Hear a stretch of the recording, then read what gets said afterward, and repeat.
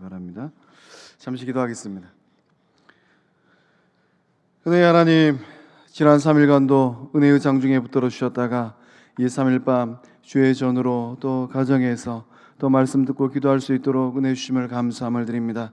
이 밤이 은혜 밤 되어지게 하여 주시고 이 밤을 통하여 주시는 말씀 붙들고 인생길을 걸어갈 때 하나님의 영광이요 예수님의 자랑거리요 성령의 사람으로 쓰임받는 우리 복된 성광교회 모든 식구들의 삶이 되게 하여 주시옵소서. 붙드시고 역사하심을 믿사옵고 우리의 주권자 되시는 예수님의 이름으로 감사하며 축복하고 기도하옵나이다. 아멘. 우리 좌우로 인사할 때 장로님이, 집사님이, 권사님이 희망입니다. 이렇게 인사하겠습니다.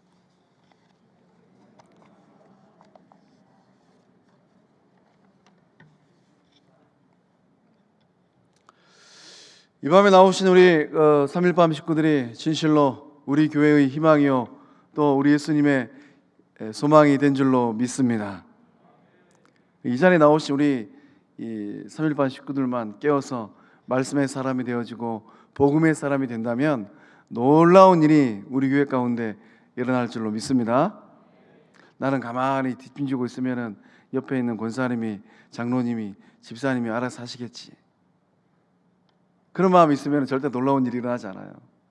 그러나 성령 하나님께서 이 마가다락방에 임하였을 때 주의 제자들이 성령 충만하여서 이 마가다락방을 뛰쳐나가서 복음의 사람이 되었을 때 예루살렘이 복음화되어지고 사마리아가 복음화되어지고 이방 땅이 복음화되었던 것처럼 오늘 이 밤에 나오신 또 가정에서 함께 영상 예배하는 우리 식구들의 이 마음 가운데 그 결단이 있을 때 이 말세지 말에 성령 하나님께서 들어쓰시는 복된 역사함들이 일어날 줄로 믿습니다. 일심! 어느새 반응이 한 3천 늦으시네. 툭 하면 나오셔야 돼요. 일심! 예수! 또 벌써 두 번째 넘어가니까 까먹으셨는가 봐요. 예수!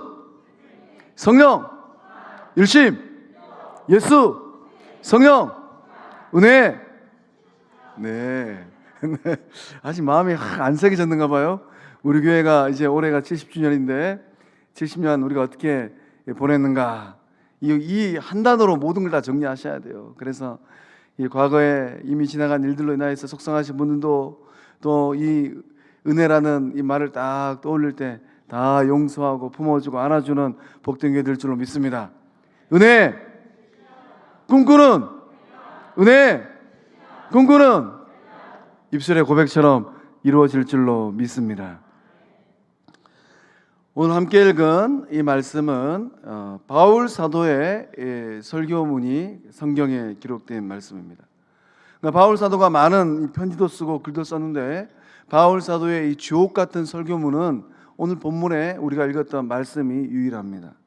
그래서 바울 사도가 이제 이 안디옥 교회에서 이 바나바와 함께 또 이 선교 여행을 떠나는데 13절에 보면 밤빌리아 버가에 이르니 요한은 그들에게서 떠나 예루살렘으로 돌아갔다라고 기록되어 있습니다. 그러니까 이 요한은 사도 요한이 아니고 마가복음을 기록한 마가 요한이에요. 이 바나바의 이제 조카가 되죠. 그러니까 어떤 이유에서인지 모르지만은 여러 가지 이유가 있어요. 그래서 요한은 밤빌리아 버가에서 뒤돌아서서 예루살렘으로 돌아가 버렸습니다. 그러니까 이제 이 바울과 바나바가 이 선교 여행을 떠나는데 함께 동행하였던 요한이 그만 선교 대열에서 이탈해 버렸어요. 그러므로 말미암아 이제 그 후 좀 지나고 나면 바나바하고 바울이 이 마가 요한 때문에 이 티격태격하는 이 모습이 또 성경에 기록되어 있습니다. 오늘 이 밤에 주의 전에 나온 우리 성광의 모든 권속들은 하나님의 나라를 이루어가는 이 복음 대열에서 이탈하는 사람이 아니라 마음을 모으고 뜻을 모아서 아름다운 주의 나라를 세워가는 복된 주의 백성들인 줄로 믿습니다. 그래서 우여곡절 끝에 이제 이 바울과 바나바가 비시디아 안디옥에 이르렀습니다. 그래서 안식일 날 회당에 들어가서 바울이 입을 열어서 주의 복음을 전합니다.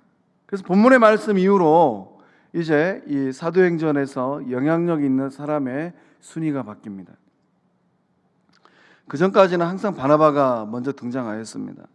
그러나 이제 이 비시디 안디옥을 향한 이 발걸음을 기점으로 해서 이 바나바보다는 바울이 이 성경에 먼저 등장하게 됩니다. 그러면 바나바는 이제 영향력이 없는 사람이 되었는가? 그게 아닙니다. 바나바의 가장 아름다운 모습이 어디서부터 시작되느냐? 오늘 함께 읽었던 이 13장의 말씀에서부터 시작돼요.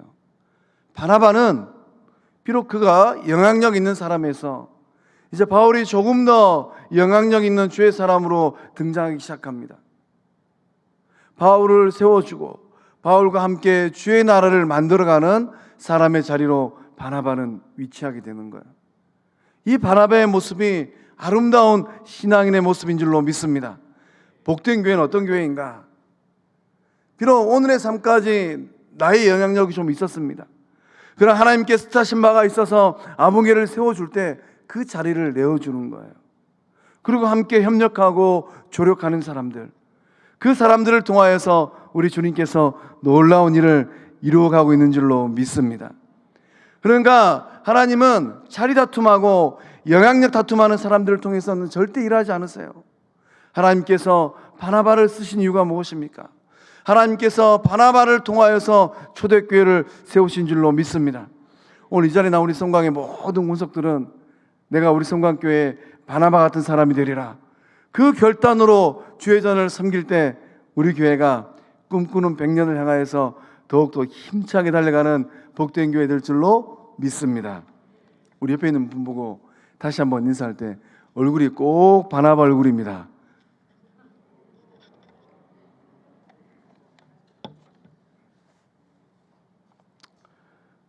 고백처럼 바나바 얼굴과 같은 주의 사람 된 줄로 믿습니다. 자, 본문으로 들어가서 이 바울 설교의 주요 요점이 6가지가 있습니다. 첫 번째는 무엇이냐면 이 바울 설교를 통하여서 예수님의 초림은 역사의 성취라는 것을 우리는 알 수 있습니다. 역사는 예수 그리스도 안에서 절정을 이룹니다. 역사에 이 두 수레바퀴가 있어요. 한 역사는 일반사예요. 일반사는 하나님께서 온 우주를 창조하신 그 순간부터 주님 오시는 그날까지 일반사는 계속 흘러가고 있어요. 우리 한반도 역사만 보더라도 이 5,000년의 역사라고 하지 않습니까? 예수님 2,000년 전에 오셨는데 예수님 오시기 전에 3,000년 전에도 이 한반도에는 사람들이 살고 있었어요. 예수님이 2,000년 전에 오셨음에도 불구하고 오셨는지 안 오셨는지도 모르는 그런 영적 암흑기 가운데서도 이 땅에는 일반사의 역사가 흘러가고 있었습니다. 그래서 우리는 이 한반도 역사를 통하여서 우리의 성씨를 갖게 된 거예요. 김씨도, 박씨도, 최씨도, 오씨도, 이씨도, 조씨도, 이런 성씨들이 이 한반도에 오밀조밀 모여서 2021년에 이 역사를 써가고 있는 것입니다. 또한 이 일반사 역사와 함께 우리가 꼭 기억해야 될 것은 어떤 역사인가? 하나님의 역사, 구속사의 역사예요. 예수님은 영원한 존재였습니다. 영원한 존재이신 그분이, 하나님과 함께 하셨던 그분이 2000년 전에 인간의 육을 입고 이 땅 가운데 오셨어요. 하나님은 예수님을 이 땅 가운데 다 보내시면서 시간을 초월하셨습니다. 그래서 우리가 이 구속사를 생각할 때마다 하나님은 오늘 나의 삶을 통하여서 어떻게 일하실까? 하나님은 우리 교회 공동체를 통하여서 어떤 일을 이루어 가실까? 이런 질문들에 답을 좀 해봐야 돼요. 그래서 역사는, 이 구속의 역사, 하나님의 역사는 하나님의 목적을 따라서 어디론가를 향하여서 가고 있습니다. 우리가 이 사실을 잊어버리면 안 돼요. 하나님의 구속의 역사는 절대 머물러 있지 않습니다.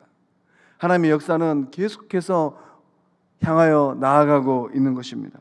그래서 이 하나님의 역사, 구속의 역사는 목적이 없는 과정이 아니에요. 분명한 목적이 있습니다.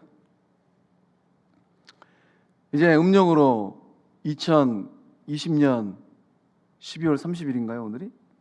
내일 모레가 이제 설이면은 이제 음력으로 이제 1월 1일이 시작됩니다. 하나님은 나의 이 짧은 인생사를 통하여서 어떤 목적을 이루시기를 원하실까? 하나님은 나의 삶을 통하여서 나에게 주신 분명한 목적은 무엇일까? 그 질문에 대한 분명한 답이 있습니까? 하나님은 여수 전역에 많은 교회들이 있어요. 대한민국에 5만여 교회라고 하는데 5만여 개의 교회가 있는데 우리 통합식 교회가 통상 7천여 교회입니다. 7천여 교회 가운데 70년 전에 우리 성광교회를 세워주셨어요. 우리 교회를 향한 하나님의 목적은 어디 있을까? 하나님은 우리 교회 공동체 가운데 왜 나에게 장로의 직분을 주시고 안수 집사의 직분을 주시고 권사의 직분을 주셨을까?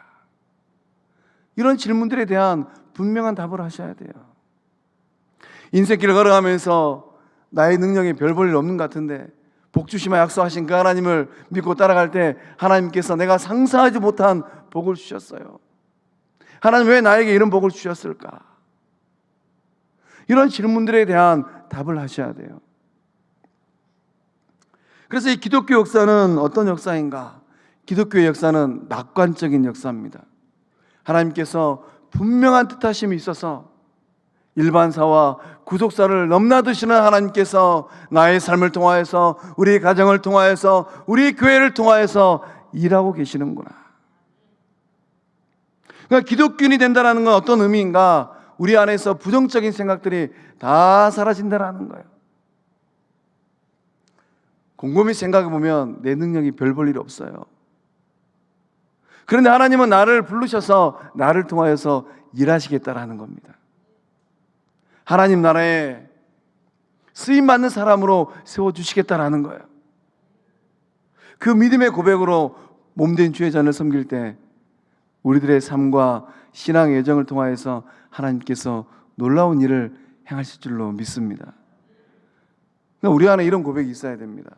나의 말 한마디가, 나의 행동거지 하나가 어떤 영혼을 살리기도 하고 어떤 영혼을 실족해도 한다. 이 분명한 믿음의 고백이 있어야 돼요. 제가 자주 하는 이 저의 개인적인 고백입니다. 제가 오늘 목사가 되어 있는 것은 어느 날 구슬치기 하고 있을 때 지나갔던 우리 주일학교 선생님 팔 빠지는 줄 알았습니다. 감고 나였기 때문에 이 초등학교 3학년 때 평생 처음 교회를 가게 되었고 예수님 만나서 주의 종이 된 줄로 믿습니다. 오늘 이 자리에 우리 성방의 모든 권속들의 마음 가운데 그러한 믿음의 고백이 있어야 할 줄로 믿습니다.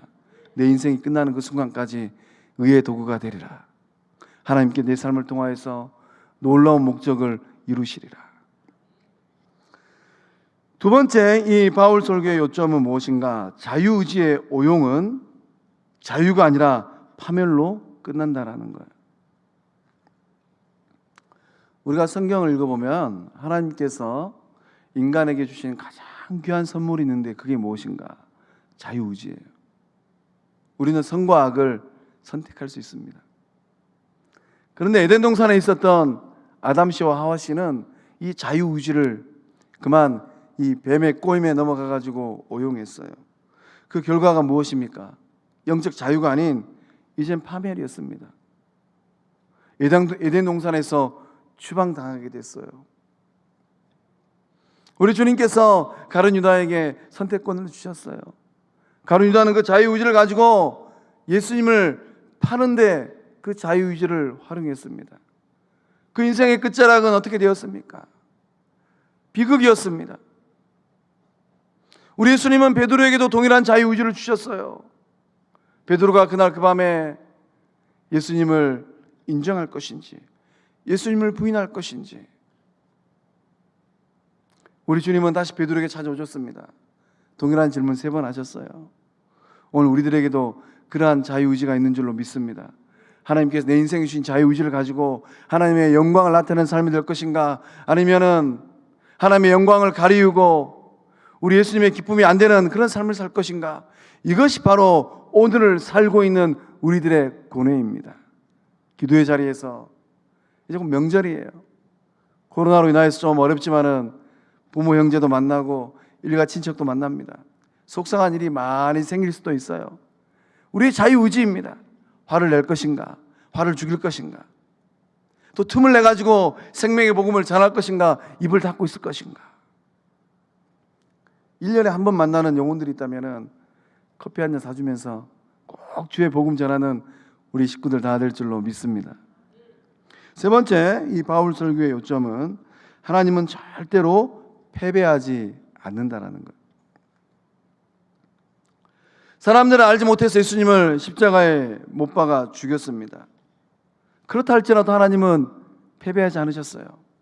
하나님은 인간들이 향하는 그 일로 인하여서 실패하지 않으셨습니다. 부활은 하나님께서 패배하지 않았다라는 역사의 목적과 하나님의 권능을 보여주는 증거예요. 역사의 주인 되신 하나님은 실패하고 패배하는 분이 아니에요. 그래서 우리가 기도의 자리에서, 말씀의 자리에서 내 삶의 주권자 되시는 하나님 앞에 나의 삶을 전적 의탁할 때 주인 되신 하나님께서 실패하는 삶이 아니라 의미 있는 삶으로, 성공하는 삶으로, 가치 있는 삶으로 만들어 주실 줄로 믿습니다. 네 번째, 바울 설교의 요점은 부활은 예언의 성취라는 거예요. 다윗을 통하여서 예언된 예수 그리스도의 십자가와 부활, 그것이 성취되었다라는 것입니다. 다윗 언약, 하나님께서 다윗과 언약을 맺으셨어요. 이 다윗 언약은 다윗을 통해서 이루어진 게 아니라 예수 그리스도를 통하여서 완성되고 성취되었다라는 것입니다.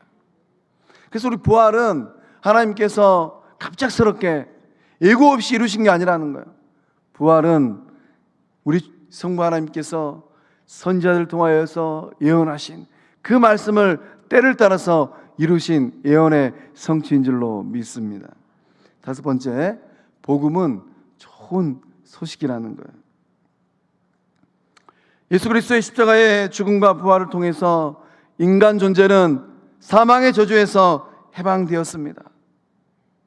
여전히 우리는 죽음을 두려워하고 있어요. 나의 삶과 유한한 나의 인생이 오늘 이 밤에 끝난다면 어떻게 하나? 이런 불안과 염려가 우리의 마음에서 떠나지 않습니다. 그러나 예수님의 죽음과 부활을 통하여서 인간 존재는 이 사망의 저주로부터 해방하게 되었다라는 거예요. 또한 인간 존재는 예수님의 죽음과 부활을 통하여서 죄 사함의 능력을 얻게 되었다라는 겁니다. 복음을 통하여서 우리는 하나님과 관계를 새롭게 맺게 되었습니다. 죄로 인하여 하나님과의 관계가 깨졌어요. 그러나 복음을 통하여서, 예수님을 통하여서 하나님과의 관계가 회복되었습니다. 복음 밖에 있을 때는 하나님과 철천지 원수였습니다. 그러나 복음을 통하여서, 예수님을 통하여서 하나님과 나와의 관계가 회복되었다라는 거예요.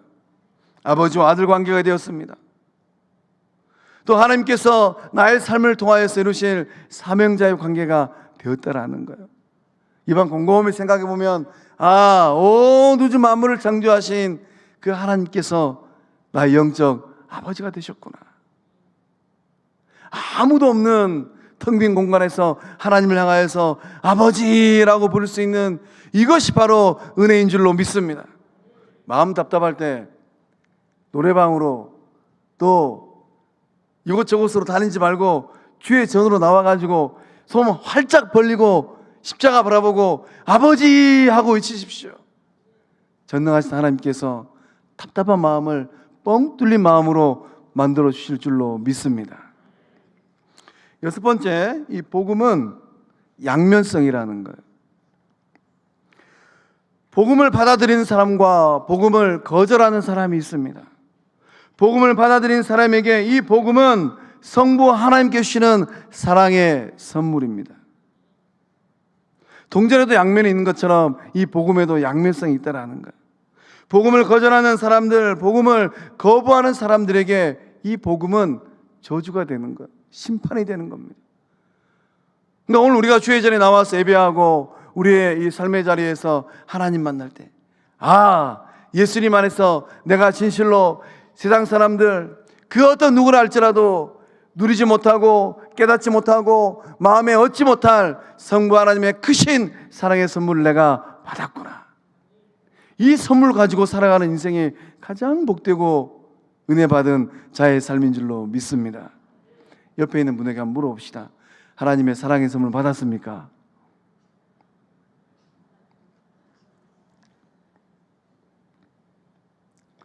선물의 중요성은 무엇인가요? 받는 게 중요한 게 아니에요. 아버지께서 상자에 포장을 잘 해가지고 선물 하나 딱 줬습니다. 그런데 그 선물을 받았다고 해서 그게 내 것이 되느냐? 그건 별개입니다. 포장지를 뜯고 박스를 열어서 그 안에 뭐가 있는가를 알아야 돼요. 그리고 그것을 끄집어내가지고 활용해야 됩니다. 그 박스 안에 금일금이 있으면은 금일금을 가지고 맛있는 것도 사 먹고 옷도 사고, 또 주변에 있는 친구들이 있으면 좀 나눠주고, 또 그 박스 안에 내가 그토록 소망하였던 이런저런 키들이 있다면 그 키를 가지고 자물쇠를 열고 또 시동을 걸고 문을 열고 들어가야 되는 거예요. 우리의 삶도 마찬가지입니다. 성부 하나님께 주신 이 사랑의 선물을 받고만 있지 말고 이것을 10분 활용하여서 복된 삶이 다 될 줄로 믿습니다. 두 번째 질문, 하나님께서 이스라엘 민족에 대하여 인내하신 내용은 무엇입니까? 이 17절에서 19절의 말씀 가운데 기록되어 있습니다. 우리 17절에서 19절까지 한번 읽어보겠습니다. 시작. 이 이스라엘 백성의 하나님이 우리 조상들을 택하시고 애굽 땅에서 나그네 된 그 백성을 높여 큰 권능으로 인도하여 내사 광야에서 약 40년간 그들의 소행을 참으시고 가나안 땅 7족속을 멸하사 그 땅을 기업으로 주시기까지 약 450년 가니라. 아멘. 이 17절의 말씀은 이 창세기와 출애굽기 말씀을 딱 요약해 놨습니다. 이 이스라엘 백성의 하나님이 우리 조상들을 택하시고 애굽 땅에서 나그네 된 그 백성을 높여 큰 권능으로 인도하여 내사. 18절의 말씀은 민수기의 요약이에요. 19절의 말씀은 여호수아서의 말씀의 요약입니다. 그러니까 이제 이 바울이 이 비시디아 안디옥 회당에서 이 하나님 말씀, 구약의 말씀을 일목요연하게 짧은 시간 안에 정리를 해주고 있는 거예요.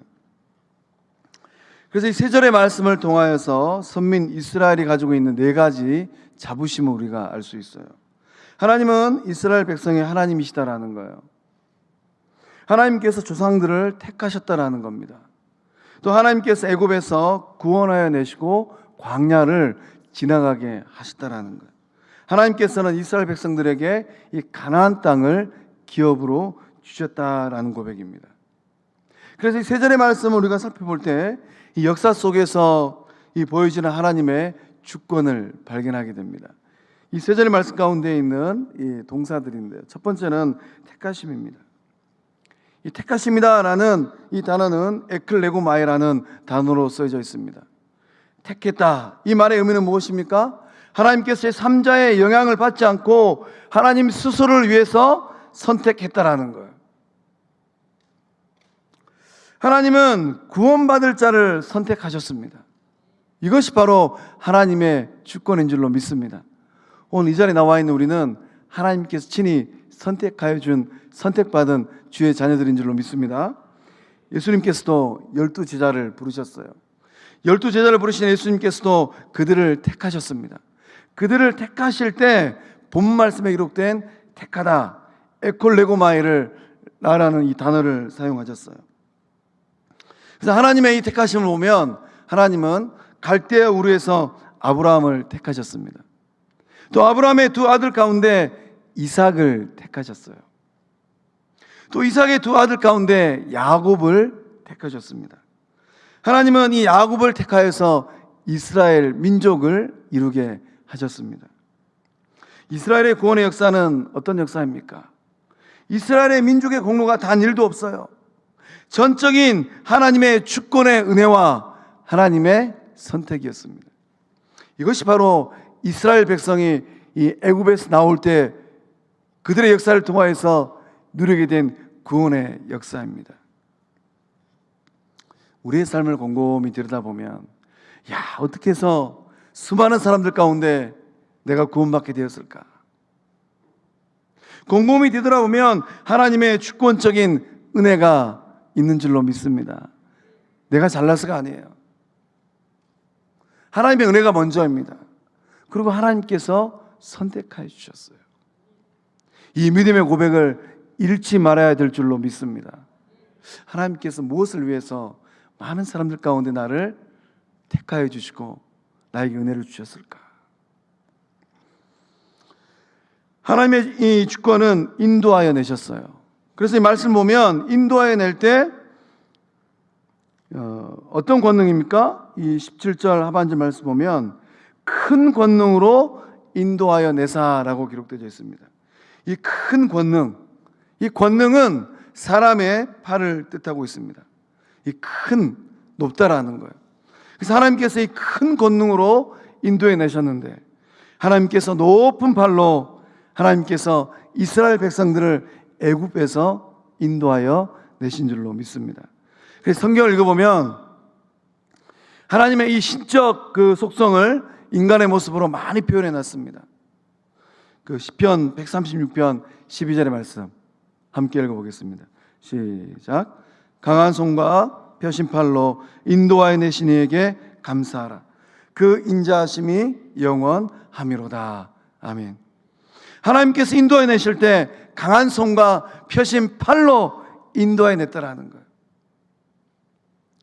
하나님은 이스라엘 백성들을 역사 속에서 그렇게 인도해 내셨어요. 우리가 우리의 인생을 곰곰이 뒤돌아보면 능하신 하나님의 펴신 팔이 있는 줄로 믿습니다. 하나님의 강한 손이 있는 줄로 믿습니다. 그 손이 나를 이끌어 주시고 그 손이 나를 보호하여 주시고 그 손을 통하여서 내 삶에 놀라운 능력을 흘러보내신 줄로 믿습니다. 세 번째, 하나님은 참으셨어요.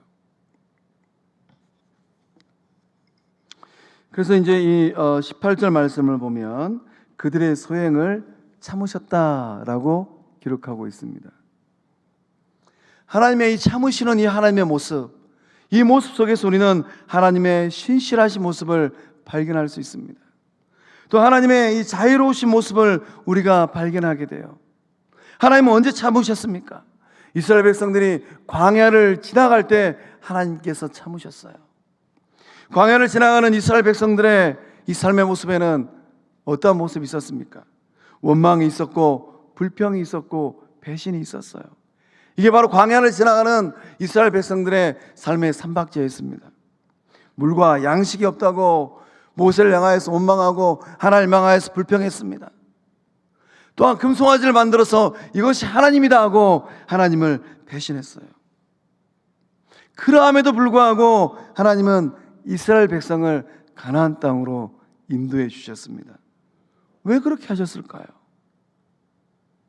말씀을 묵상하면서 내가 만약에 그 자리에 있었더라면 어떻게 했을까? 원망과 불평과 배신하는 이스라엘 백성들을 향하여서 나는 어떤 제스처를 하였을까? 우리가 인생길 걸어가면서 누군가가 내 속을 막 긁어요. 원망하고 불평하고 뒤돌아서 엉뚱한 얘기하고 이런저런 이야기를 내기로 듣게 되었습니다. 그때가 이제 믿음의 모습이에요. 아무개를 불러가지고 따질까? 아니면은 말로 받은 것 되로 갚아줄까? 하나님은 광야를 지나갈 때 이스라엘 백성들을 바라보시고 참으셨습니다. 오늘 우리의 삶을 향한 하나님의 이 신실하신 참으시는 모습, 하나님의 이 자유로운 모습이 동일하게 임하고 있는 줄로 믿습니다. 하나님은 왜 참으셨을까요? 하나님께 참으신 이유는 무엇입니까? 이스라엘 백성들이 참 버릇없이 하나님을 향하여서 원망하고 불평하였어요. 하나님을 배신하였습니다. 그런데 하나님은 왜 참으셨을까요? 하나님께서 참으신 이유는 아브라함에게 하신 언약 때문입니다. 이 언약 때문에 하나님은 참으셨어요. 이 참는 하나님의 모습을 곰곰이 들여다보면 어머니가 자녀를 품에 안는 것 같은 모습을 발견하게 됩니다. 그래서 이 광야를 지나갔던 이스라엘 백성들이 어떻게 이 40년의 광야를 지나서 적과 꿀이 흐르는 가나안 땅에 갈 수 있었습니까? 하나님께서 사랑 많은 어머니의 모습으로 그들을 품어주시고 알아주셨기 때문에 가나안 땅에 이르게 된 줄로 믿습니다. 네 번째, 이 하나님의 이 주권적인 이 모습은 기업으로 주신 모습입니다. 기업으로 주셨다. 이 말씀의 의미는 제비를 뽑아가지고 나누었다라는 말씀의 의미입니다. 그리고 19절의 말씀을 보면 그 땅을 기업으로 주시기까지라고 기록되어 있어요. 하나님은 이 이스라엘 백성들을 이 광야를 지나서 가나안 땅에 들어가게 하시고 또 그 땅에 있던 가나안 땅 7족속을 다 멸하신 후에 이 땅을 그들에게 기업으로 주셨습니다.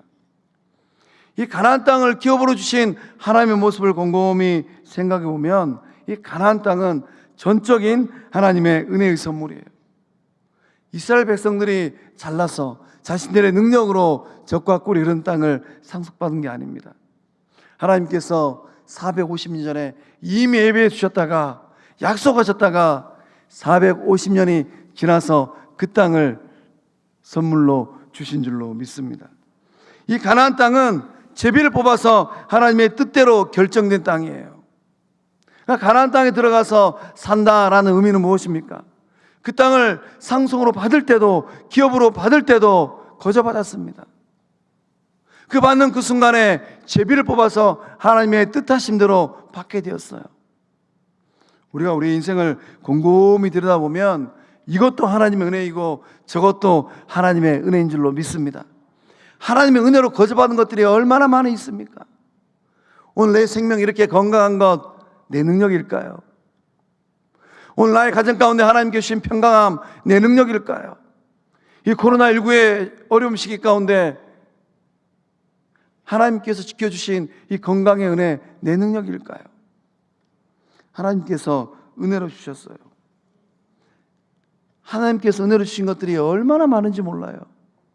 이 밤 그 은혜로 받은 것들을 다 손으로 헤아릴 때 우리의 삶이 더욱더 복되고 귀한 삶이 될 줄로 믿습니다. 450년의 시간이 걸렸어요. 어떻게 해서 450년의 시간이 걸렸을까요? 애굽에서 종살이 400년 했습니다. 그리고 이 광야를 40년 지나갔어요. 그리고 가나안 땅에 이제 요단강을 딱 건너서 우리가 이 살펴보았던 이 새벽기도 시간에 살펴보았던 여호수아의 말씀처럼 정복 전쟁을 하고 또 제비 뽑아서 땅을 다 나누기까지 10년 걸렸습니다. 그래서 하나님께서 이제 이 아브라함과 이삭과 야곱에게 약속하신 그 땅을 물려받는 데까지 450년의 긴 시간이 걸린 거예요. 하나님께서 우리에게 주신 약속이 있고 언약이 있다면 인내할 때 그것을 받아 누리는 복된 삶이 다 될 줄로 믿습니다.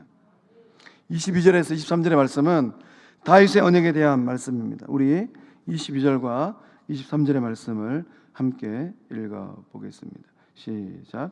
패하시고 다윗을 왕으로 세우시고 증언하여 이르시되 내가 이새의 아들 다윗을 만나니 내 마음에 맞는 사람이라 내 뜻을 다 이루리라 하시더니 하나님이 약속하신 대로 이 사람의 후손에서 이스라엘을 위하여 구주를 세우셨으니 곧 예수라. 아멘. 바울이 이제 설교를 하는데 이 다윗과 이 사울을 대조해서 말씀을 나누고 있습니다. 사울과 다윗의 차이는 어떤 차이일까요? 사울은 인간의 요구로 세운 왕입니다. 사울은 하나님의 뜻에 불순종한 사람이었어요. 사울은 왕위에 올랐음에도 불구하고 40년 만에 폐위당했습니다.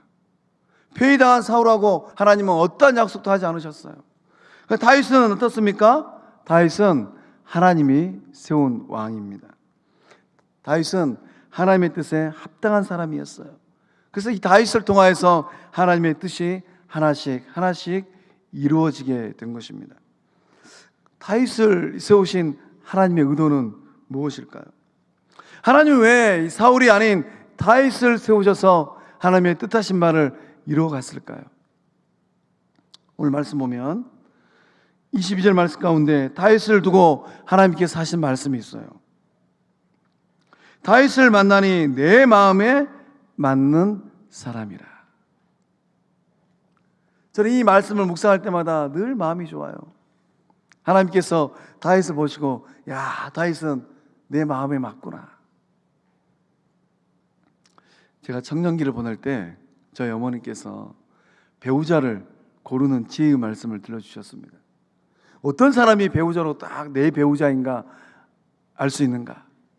저희 어머니께서 이제 6남매를 다 키우고 체득하신 거죠. 만나면 만날수록 마음이 불편해진 사람이 있다고 해요. 그런 사람은 짝이 아니라는 거예요.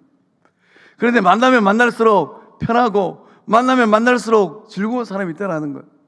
내 마음에 맞는 사람. 그 사람이 바로 하나님께서 짝지어 주신 사람인 줄로 믿습니다. 오늘 옆에 있는, 혹시 같이 옆에 앉아 있으면은 옆에 있는 우리 부부를 바라보고 내 마음에 맞는 사람입니다. 인사 한번 하겠습니다.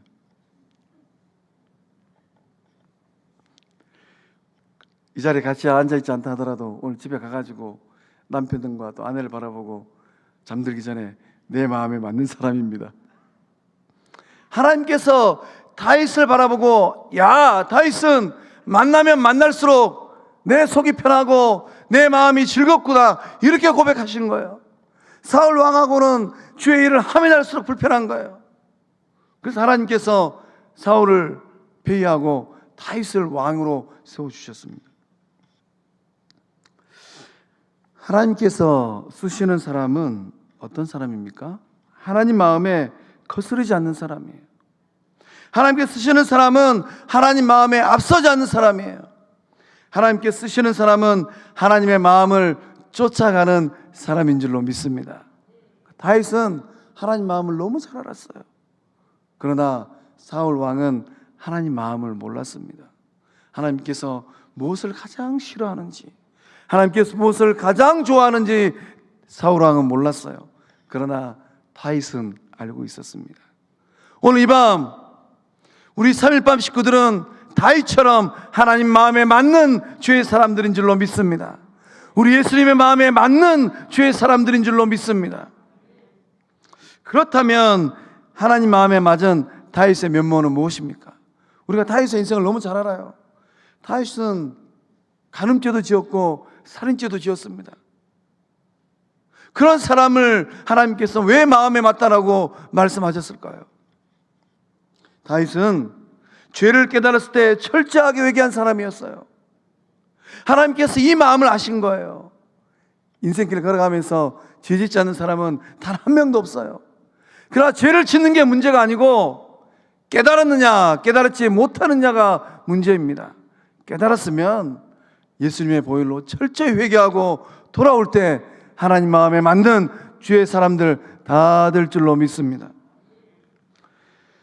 다윗은 자신이 왕이었음에도 불구하고 누가 진정한 왕이었는가? 사울은 왕되고 나서 좀 의식됐습니다. 그러나 다윗은 그러하지 않았어요. 다윗은 자신이 왕에 있음에도 불구하고 다윗의 인생에 누가 왕이었는가? 하나님이 왕 되심을 인정했던 사람이 바로 다윗입니다. 하나님 마음에 맞는 삶이 되기를 원하십니까? 내 인생 의자에 누가 왕으로 올라가 있는가를 보십시오. 어떤 사람은 여전히 그 인생 의자에 나라는 존재가 왕으로 올라가 있어요. 다윗은 그러하지 않았다라는 거예요. 왕위에 올라가 있는 그 순간에도 하나님이 왕이십니다라고 다윗은 고백하고 인생길을 걸었습니다. 우리 안에 그 동일한 고백이 있는 줄로 믿습니다. 하나님이 왕이세요. 왕이신 나의 하나님. 매주 예배 때마다 우리가 임례성하면서 고백합니다. 진실로 하나님을 왕으로 생각하는가? 하나님 말씀 앞에, 왕이신 하나님 말씀 앞에 때때로는 힘들고 어렵다 할지라도 순종하는가? 이 밤부터 왕이신 하나님을 온전히 따라가고 왕이신 하나님 말씀 앞에 철저히 순종하는 주의 백성들 될 줄로 믿습니다. 다윗은 인생길을 걸어가면서 끊임없이 하나님의 뜻을 물었어요. 이 세 가지가 하나님 마음에 맞은 다윗의 면모였습니다. 음력으로 새해가 시작됩니다. 어떤 순간이랄지라도 하나님의 뜻을 물으십시오. 다윗처럼. 어떤 순간이랄지라도 깨달았으면 회개하고 돌아오십시오. 어떤 순간이랄지라도 하나님께서 왕이심을 고백하십시오. 하나님 마음에 딱 들어맞는, 어쩌면 하나님께서 그런 우리의 삶을 바라보시고, 야, 아무개의 인생은 나에게 꼭 맞는 옷이구나. 아무리 디자인이 이뻐도 1인치만 작아도 입을 수가 없어요. 아무리 화려한 옷이라 할지라도 넉넉하게 크면은 편안하게 입을 수가 없습니다. 다윗처럼 그런 인생길을 걸어갈 때 우리 하나님에게 꼭 맞는 인생살이가 될 줄로 믿습니다.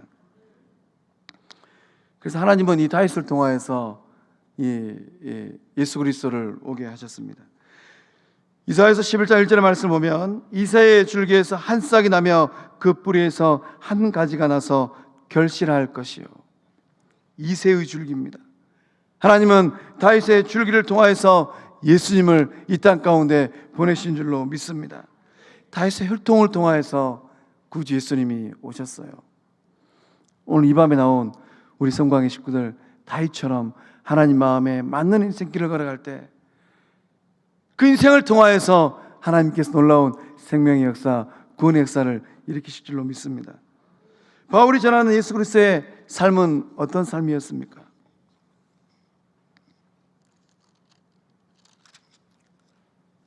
우리 말씀 가운데 30절과 31절의 말씀을 우리 함께 읽어보겠습니다. 시작. 하나님이 죽은 자 가운데서 그를 살리신지라. 갈릴리로부터 예루살렘에 함께 올라간 사람들에게 여러 날 보이셨으니 그들이 이제 백성 앞에서 그의 증인이라. 아멘. 바울이 집중하고 있는 예수님의 삶은 딱 두 가지입니다. 예수님의 죽음과 부활이에요. 예수님의 죽음은 유대인의 무지로 인하여서 죽임을 당하셨습니다. 그러나 하나님은 어떻습니까? 유대인의 무지를 통하여서 하나님의 뜻하심을 이루셨어요. 그래서 예수님의 부활은 구약의 예언의 성취인 것입니다. 유대인들이 예수님을 십자가에 못 박아 죽였습니다. 그러나 십자가에 못 박혀 죽인 예수님은 구약의 수없이 많은 선지자를 통한 예언의 말씀에 성취라는 거예요. 예수님의 이 부활을 목격한 사람들의 사명이 있습니다. 우리가 읽었던 31절의 말씀 보면 그들이 이제 백성 앞에서 그의 증인이라. 목격자들은 증거할 사명이 있는 겁니다. 그래서 우리가 예수님께서 부활하고 나서 현현의 모습을 복음서를 통하여 알 수 있습니다. 막달라 마리아에게, 엠마오로 가는 두 제자에게, 또 11 제자에게, 500여 형제들에게 부활하신 예수님께서 나타났어요. 그들의 이제 사명은 무엇입니까? 부활하신 예수님을 증언하는 거예요. 예수님을 증거하는 겁니다. 그것이 바로 부활하신 예수님을 만난 제자들의 사명입니다. 부활의 소망은 산소망인 줄로 믿습니다. 예수님을 만나면 우리 안에 부활하신 예수님이 주신 소망이 있어요. 이 산소망을 가진 사람들, 그 사람들의 증언을 통하여서 땅 끝까지 주의 복음이 증거되고 있는 줄로 믿습니다. 이 바울이 이 성도들이 요구하는 이 증거의 내용이 이 32절에서 37절 말씀 가운데 기록되어져 있습니다.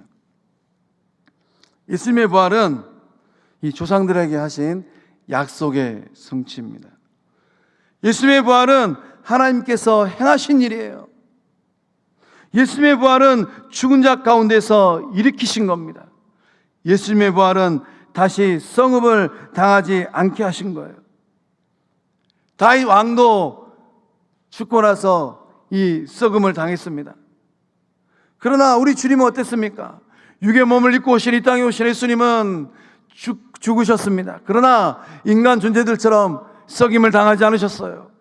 부활하신 예수님은, 육의 몸을 입고 부활하신 예수님은 썩어 없어지는 존재가 아니라 새 생명을 가진 영원한 몸을 가지신 구주인 줄로 믿습니다. 그래서 이제 이 구약의 예언이 예수 부활을 통하여서 확실하게 성취되었습니다. 우리 시편 2편 7절과 이사야 55장 3절, 시편 16편 10절의 말씀을 함께 쭉 읽어보도록 하겠습니다. 시작. 너는 내 아들이라. 오늘날 내가 너를 낳았도다. 내가 너희를 위하여 영원한 언약을 맺으리니 곧 다윗에게 허락한 확실한 은혜이니라. 이런 주께서 내 영혼을 수월에 버리지 아니하시며 주의 거룩한 자를 멸망시키지 않으실 것임이니이다. 아멘. 이 애원의 약속이 부활하신 예수님을 통하여서 성취된 줄로 믿습니다.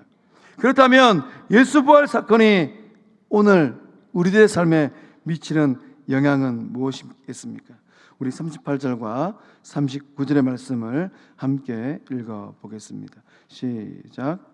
그러므로 형제들아 너희가 알 것은 이 사람을 힘입어 죄 사함을 너희에게 전하는 이것이며 또 모세의 율법으로 너희가 의롭다 하심을 얻지 못하던 모든 일에도 이 사람을 힘입어 믿는 자마다 의롭다 하심을 얻는 이것이라. 아멘. 오늘 말씀 가운데 가장 중요한 대목이 38절과 39절의 말씀에 기록되어 있습니다. 그래서 이 38절과 39절의 말씀을 읽을 때 이 힘입어 라는 단어가 2번 기록되어 있습니다. 힘입어 라는 단어에 별 표시하셔야 돼요. 이 사람을 힘입어, 이 사람을 힘입어 우리의 인생이 어떻게 되는가 바울 사도가 요점 정리하고 있는 거예요. 부활하신 예수 그리스도를 힘입어서 우리의 인생이 어떻게 되는가. 38절 말씀 보니까 이 사람을 힘입어 죄 사함을 얻은 줄로 믿습니다. 이 사람을 힘입어서 의롭다 하심을 얻은 자 된 줄로 믿습니다.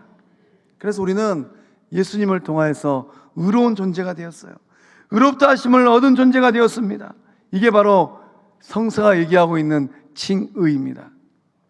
부활하신 예수님을 믿음으로 말미암는 의예요. 바울 사도가 이 로마서 말씀을 통하여서 이방인들에게 로마 교회를 향하여서 이 신칭의 말씀을 그렇게 담대하게 선포할 수 있었던 이유, 바로 본문 말씀 가운데 기록되어 있는 것입니다. 그래서 기독교 교리의 핵심은 무엇인가? 기독교 교리의 핵심은 칭의입니다.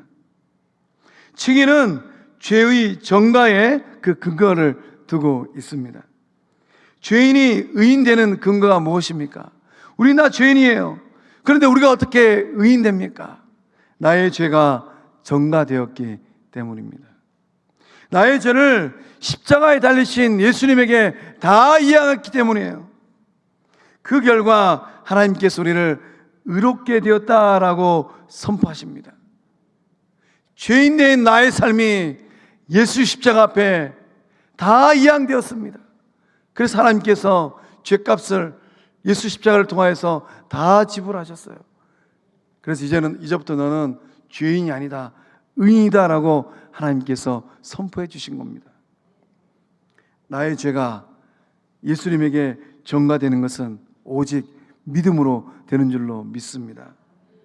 이 믿음으로 되는 이 의는 나의 행위와 하등 상관이 없어요. 믿기만 하면 죄인이 의인된 줄로 믿습니다. 이것이 바로 이신득의의 원리입니다. 로마서 5장 1절에 믿음으로 의롭다 하심을 받았느니라. 이신칭의가 이신득의가 된 거예요. 하나님께서 의롭다라고 칭해 주셨습니다. 그렇다면 우리는 무엇을 얻게 된 것입니까? 의를 받게 된 거예요. 우리 존재는 이신득의의 존재가 된 것입니다. 그래서 우리는 오늘 이 밤부터 나를 바라볼 때 십자가의 이 구속의 은혜를 받은 나는 죄인이다, 의인이다? 의인이다. 이 믿음을 가지고 인생길을 걸어가셔야 돼요. 원 사단 마귀가 때때로 우리가 인생을 걸어가면서 연약하기 때문에 저런 죄를 지을 수도 있습니다. 그러나 회개하고 돌아오면 하나님께서 예수 십자가의 보혈로 다 용서해 주시고 아들아 너는 죄인이 아니라 의인이다라고 성부 하나님께서 인정하여 주신 줄로 믿습니다. 이 믿음 가지고 새해를 맞이하고 이 믿음 가지고 인생길을 걸으십시오. 하나님께서 다윗처럼 우리 성곽의 모든 식구들의 삶을 통해서 놀라운 일을 이루실 줄로 믿습니다. 결론 함께 읽어보겠습니다. 시작. 하나님께서 찾는 사람은 하나님의 마음에 맞는 복음의 사람이다. 할렐루야. 다 된 줄로 믿습니다. 우리 결단송 나를 통하여 함께 찬양하고 기도하겠습니다.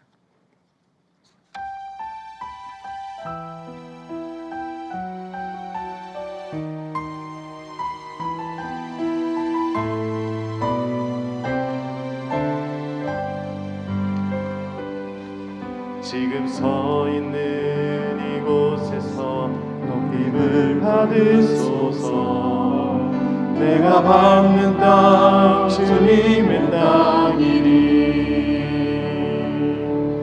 하늘이 주의 이름 높이 올리며 넓은 바다가 주를 노래해. 모든 만물 주를 경배해. 모든 입술 주를 찬양해. 천지를 만드신 만물의 통치자 높임을 받으소서. 내 평생에 주의 이름 높이며 어느 곳에서든지 주님을 예배하리라. 내가 밟는 모든 땅 아버지의 영광이 선포되야 하리. 찬양하며 주님을 예배할 때 하늘 가득한 주의 영광 보리라. 나를 통하여 나의 입술을 인하여 주의 이름 높이를 받으소서. 지금 서 있는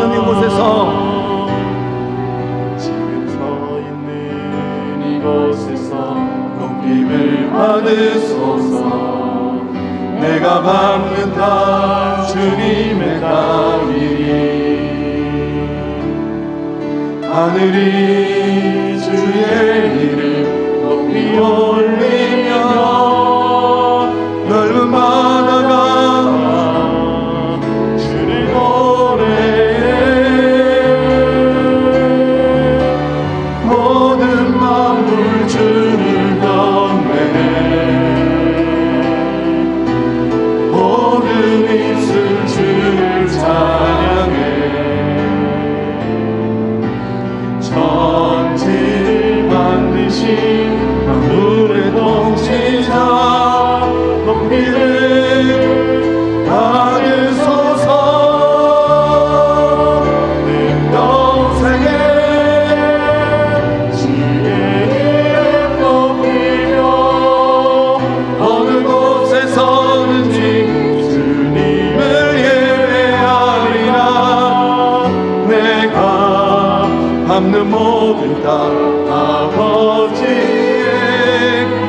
영광이 선포되야 하리.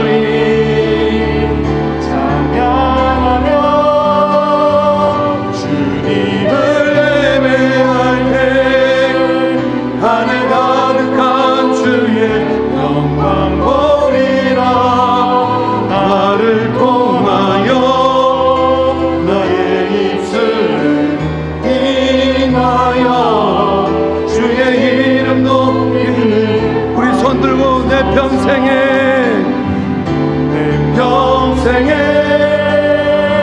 주의 이름 높이며 어느 곳에서든지 주님을 예배하리라. 내가 밟는 모든 땅 아버지의 영광이 선포되야 하리. 찬양하며 주님을 예배할 때 하늘 가득한 주의 영광 보리라. 나를 통하여 나의 입술을 인하여 주의 이름 높이를 하리. 나를 통하여 나의 입술을 인하여 주의 이름 높임을 하리소서. 같이 한 마음으로 기도하기를 원합니다. 하나님,